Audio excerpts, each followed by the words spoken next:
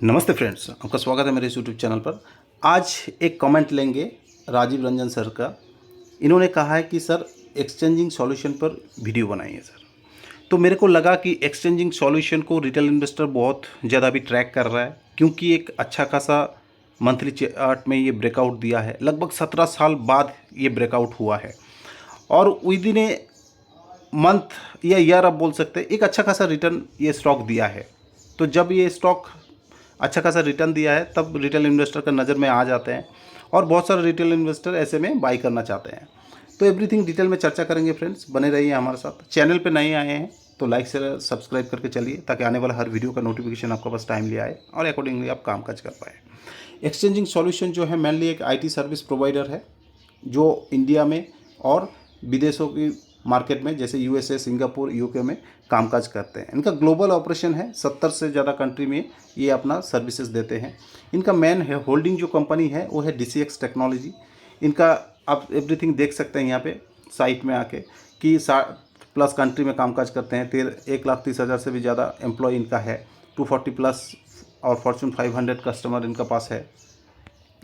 Partner जो है इनका बड़े बड़े नाम हैं इनका, AT&T बिजनेसेस, AWS, डेल, ठीक है, then HP cloud, Google cloud, ठीक है, रेड हैट्स, देन सैप, ऐसे करके बहुत बड़े बड़े नाम इनका साथ जुड़ा हुआ है। अगर आप देखेंगे कि DCX जो है एक ग्लोबल कंपनी है और न्यूयॉर्क स्टॉक एक्सचेंज में ये लिस्टेड है और वहाँ से कामकाज ये करते हैं और इनको स्टेक को होल्ड करते हैं। क्या क्या ऑफर करता है ये DCX कंपनी, आप देख सकते हैं। Analytic and engineering applications, cloud infrastructure and ITO, insurance software and BPS and modern workplace, ठीक है, ये सब कुछ, सिक्योरिटी, ये सारे कुछ ऑफर करते हैं।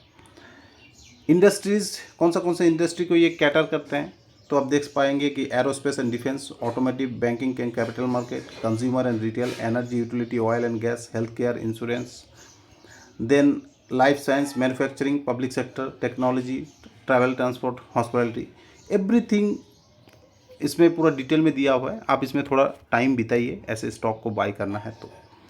मार्केट कैप अगर आप देखेंगे ओनली 1430 करोड़ का मार्केट कैप है, जो एक स्मॉल कैप कंपनी है। प्रेजेंट करंट प्राइस है 128 और 52 वीक हाई जो है 177 और 56 का 50 वीक का लो। स्टॉक पी बहुत महंगा है, 116 में कामकाज कर रहा है।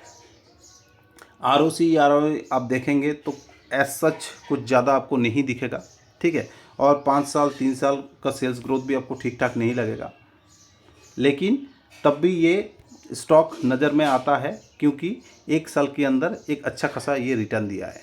EPS देखिए 1.11 का है, ठीक है। इंडस्ट्री का भी 36 और ये इंडस्ट्री का लगभग डबल महंगाई में कामकाज कर रहा है। तो ऐसे में आपको सब कुछ समझ के कामकाज या एंट्री करना चाहिए। चार्ट पैटर्न अगर आप देखेंगे, ये 5 साल का चार्ट पैटर्न है, बहुत ही ज़्यादा वोलाटाइल है, ठीक है। गिरते पड़ते फिर एकदम से अचानक से आधा हो जाता है, फिर एकदम से रॉकेट बन जाता है। तो अगर आप लंबे समय निवेश करना चाहते हैं तो ये स्टॉक से बेहतर ऑप्शन आपका पास मार्केट में अवेलेबल है। EPS भी देखिए कि अभी अर्निंग ठीक ठाक नहीं आ रहा है, EPS इसलिए ज़्यादा बड़ा हुआ है। जैसे अर्निंग आना चालू हो जाएगा, मेजर ऑपरेशन इसका जो है USA से है, इंडिया से बहुत ज़्यादा कम है, ओनली 7% है, जिस वजह से EPS में अभी मार पड़ा है, क्योंकि US का ग्लोबल जो कंपनी है IT सेक्टर का इतना ज़्यादा बढ़िया कामकाज नहीं कर रहा है। PR कंपैरिजन करेंगे तो देखेंगे ये एकदम नीचे ये कामकाज कर रहा है, 1430 crore.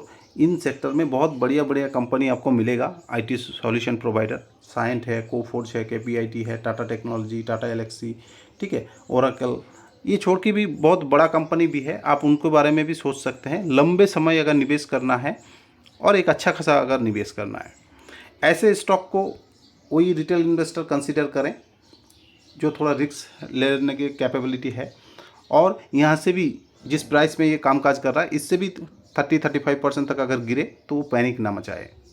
Sales growth, compounded sales growth देखिए माइनस में है, कंपाउंडेड प्रॉफिट ग्रोथ भी ठीक ठाक नहीं है, लेकिन जो ध्यान देने वाला बात है वो है स्टॉक प्राइस CAGR।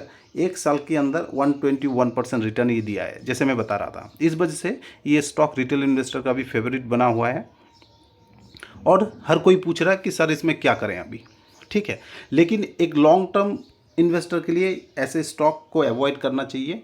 हाँ, कोई स्विंग ट्रेडिंग अपॉर्चुनिटी चाहता है कि 3 महीना, 6 महीना, साल भर, 2 साल भर इसमें बैठा रहूँगा, तो एक अच्छा खासा ग्रोथ पोटेंशियल बिल्कुल डेफिनेटली है इसमें, ठीक है। फाइनेंशियल ट्रेंड आप देखेंगे तो फाइनेंशियल ट्रेंड नेगेटिव वे में दिख रहा है, कुछ खास नहीं दिख रहा है। रिटर्न अगर आप देखेंगे तो 1 साल में जैसे मैंने बताया 120% रिटर्न दिया है, लेकिन आप 2 साल में देखें, 3 साल में देखें तो कुछ खास रिटर्न ये दिया नहीं है, और 5 साल में 200% के आसपास ये रिटर्न दिया हुआ है। वॉल्यूम अगर आप देखेंगे तो वॉल्यूम एक अच्छा खासा कामकाज उठ रहा है, क्योंकि छोटा प्राइस का स्टॉक है। 48%, 49%, 51% तक डिलीवरी इसमें उठाया जा रहा है। प्रोमोटर का कन्विक्शन फुल है, 75% प्रोमोटर होल्ड कर रहे हैं। देन एफआई छोटा सा पोर्शन होल्ड करता है 0.11%, डीआई भी 0.29%, पब्लिक इसमें 24% एंड अदर 2.2%। प्रोमोटर का कोई भी शेयर्स प्लेज नहीं है, एक पॉजिटिव बात है। एफआई कभी बढ़ाता है कभी घटाता है, डीआई का कंटिन्यू गिर रहा है और पब्लिक कांस्टेंट होल्ड कर रहा है। अगर इनका आप फाइनेंशियल देखेंगे इनकम स्टेटमेंट, तो मार्च में और 2022 और 23 सेल्स सेम है, सेल्स में कोई बढ़ोतरी नहीं है, ठीक है। नेट प्रॉफिट में हल्का सा गिरावट आपको दिख रहा है, 52 करोड़ कमा रहा था, अभी 44 करोड़ हो गया है। रिजर्व और सरप्लस धीरे धीरे बढ़ता जा रहा है कंपनी का, 502 था, 564 हो चुका है, जो एक पॉजिटिव बात है। एसेट्स भी धीरे धीरे बढ़ रहा है, टोटल एसेट्स जहां 673 करोड़ का था 743 करोड़ का बढ़ चुका है, तो एक पॉजिटिव चीज़ है, ठीक है। बाकी कैश फ्लो अगर आप देखेंगे तो cash flow, net cash flow positive है, 48 करोड़ था 75 करोड़, जो एक पॉजिटिव इंडिकेट दे रहा है। अगर आप मंथली चार्ट को इनका देखेंगे तो मंथली चार्ट में जैसे मैंने बताया आपको कि 17 साल बाद ये ब्रेक आउट हुआ है, तो ये स्टॉक 2007 में ये सेम प्राइस में काम कर रहा था, अभी जिस प्राइस में ये कामकाज कर रहा है, और अभी भी अपना ऑल टाइम हाई से ये 64% डाउन में मिल रहा है, 65% हम मान के चलिए। तो ऐसे स्टॉक को एक रिटेल इन्वेस्टर बहुत पसंद करता है, क्योंकि छोटा प्राइस का स्टॉक है, ठीक है, इतना गिरा पड़ा हुआ है और चलने लगा है।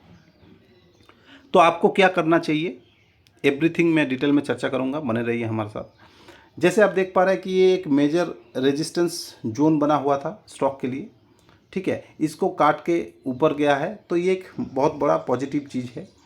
ऐसे नॉर्मली आता नहीं है, इतना सालों का बाद जब आया है तो कुछ ना कुछ पॉजिटिव इसमें होने वाला है, जिस वजह से पहले से ये स्टॉक चलने लगा है। अभी भी अगर आप देखेंगे जो रिसेंट हाई बनाया था, रिसेंट हाई से अभी भी 30% डिस्काउंट में ये स्टॉक आपको मिल रहा है।